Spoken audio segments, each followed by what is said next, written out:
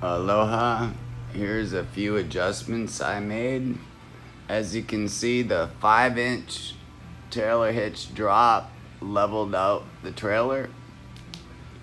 I also, because I didn't want to have to use tools, I made a couple of finger nuts to hold my license plate on so that I can take them off and put them on the back of the trailer.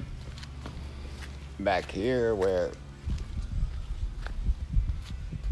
I have a couple more finger nuts so I can put it right on.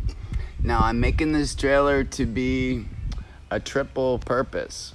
So what you see here is my motorcycle ramp, so that when it's not carrying my jet ski or my jet boat, it can haul my Harley Sportster.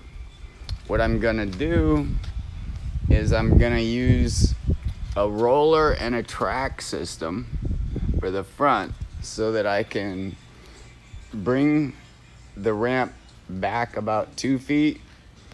Then I can jack the trailer up, drive my motorcycle on it, pull it back. It's all good.